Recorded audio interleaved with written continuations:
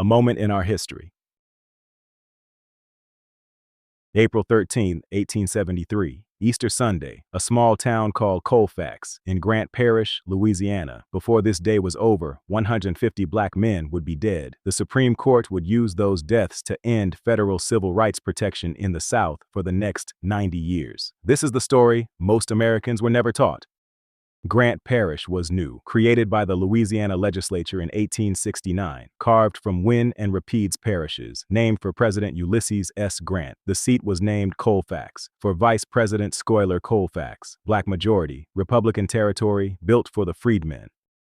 1872, Election Day in Louisiana. Both parties claim victory. The Federal Returning Board certifies the Republican William Pitt Kellogg as governor. But in Grant Parish, both parties also claim the local sheriff and parish judge. Two governments, one courthouse. And the planter class is not going to lose what they spent 200 years building. Late March 1873, the Republican claimants, backed by the Kellogg government, take possession of the courthouse in Colfax. Black men from the surrounding farms gather to defend it. They fortify the building. They build earthworks. They organize a perimeter. They know what's coming. These were freedmen, sharecroppers, a handful of Civil War veterans. They had families, they had farms, they had everything to lose, but they also understood if Democrats seized the government by force, they would never vote again, so they chose to defend the government they had elected. By early April, the white force is assembling, from Grant Parish, from Rapides, from Wynn, former Confederate soldiers, members of local White League chapters, Democratic Party operatives, estimates, up to 300 armed men. They brought rifles, shotguns, and a small cannon. Black defenders, 150, old muskets, shotguns, a few with farm tools, no artillery. They had courage and the high ground. That was all they had. Easter Sunday morning, the white force advances. Before they attacked, they did one thing. They ordered all black women and children to leave the area. They knew what was about to happen. They did not want witnesses. They did not want sympathy. Early afternoon, the assault begins. Multiple directions. The cannon tears through the earthworks. The defenders fall back. They retreat into the courthouse itself. The attackers set fire to the courthouse roof. The men inside had a choice: burn alive or come out and surrender. They came out.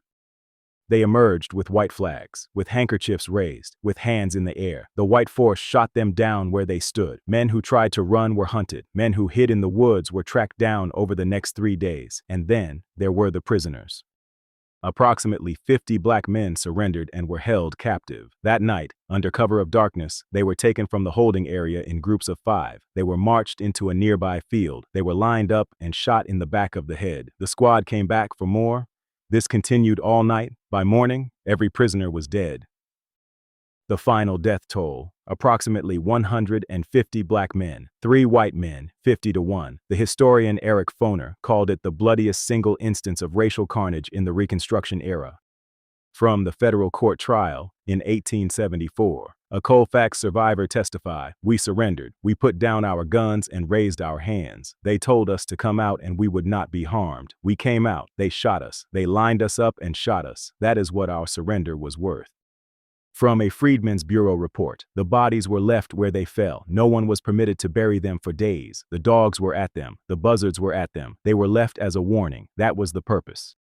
Federal prosecutors charged 97 men with violating the Enforcement Act of 1870, conspiracy to deprive citizens of their constitutional rights. Of those 97, only 9 were brought to trial. Of those 9, only 3 were convicted. The case went all the way to the Supreme Court.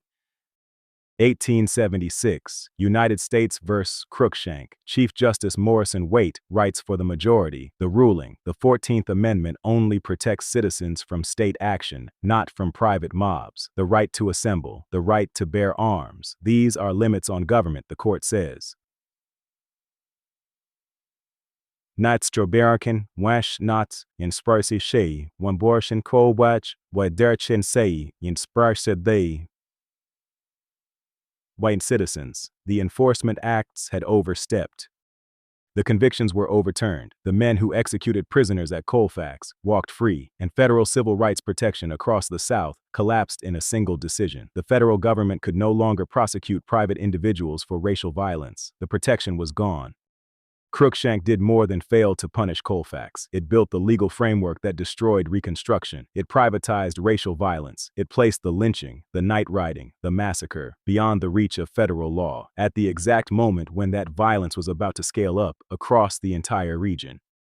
1950, the state of Louisiana erects a historical marker at the Colfax site. It reads, "On this site occurred the Colfax riot, in which 3 white men and 150 Negroes were slain. This event on April 13, 1873, marked the end of carpetbag misrule in the South."